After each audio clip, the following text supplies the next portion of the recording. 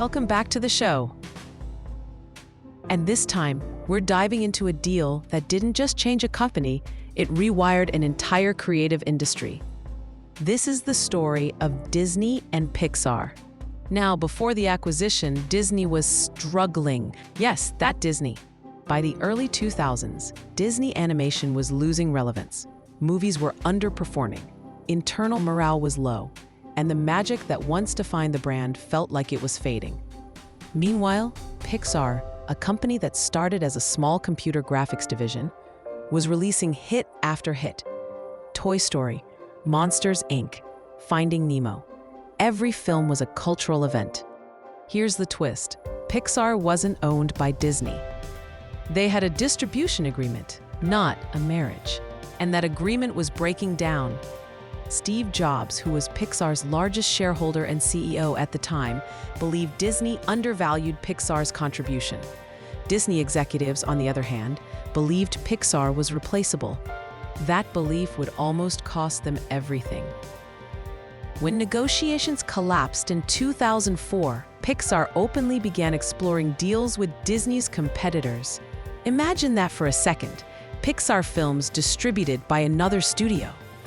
That would have reshaped Hollywood overnight. At Disney, one person saw the danger clearly, Bob Iger. When Iger became CEO in 2005, one of his first priorities was fixing broken relationships, and Pixar was at the top of the list. Instead of fighting over control, Iger took a radically different approach. He asked one simple question: what if we stop trying to dominate and start trying to learn? The result was a bold move. In 2006, Disney acquired Pixar for $7.4 billion. At the time, many analysts thought Disney had overpaid. But the real genius of the deal wasn't the price, it was the terms. Pixar kept its culture. Pixar's leaders took creative control over Disney animation. And Disney didn't Disneyfy Pixar. Pixar Pixarfied Disney. This was not a financial acquisition. It was a talent acquisition, a philosophy acquisition, a culture acquisition.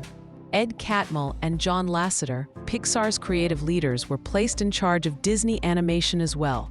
Suddenly, Disney wasn't chasing trends. It was rebuilding its creative engine from the inside out. What happened next? A renaissance. Moana, Frozen, Zootopia. Disney animation came back to life, while Pixar continued producing critically acclaimed films. The acquisition didn't dilute Pixar, it amplified both companies. And here's the key lesson. This deal worked because Disney didn't treat Pixar like a line item on a balance sheet. They treated it like a source of wisdom. Most acquisitions fail not because of bad math, but because of bad ego. The acquiring company believes, we're bigger, so we know better. Disney did the opposite. They said, you're better at this, teach us. And that mindset didn't stop with Pixar. That same logic later shaped Disney's acquisitions of Marvel, Lucasfilm, and eventually 21st Century Fox. Each time, Disney focused on preserving creative autonomy while scaling distribution and operations. So when people ask, what deal changed Disney's future? It wasn't just a purchase. It was a shift in leadership philosophy. The Pixar deal proved that sometimes the smartest move a company can make is admitting someone else does it better.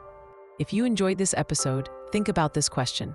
If your company acquired its biggest partner tomorrow, would you try to control them or learn from them? We'll see you in the next episode. Thanks for watching.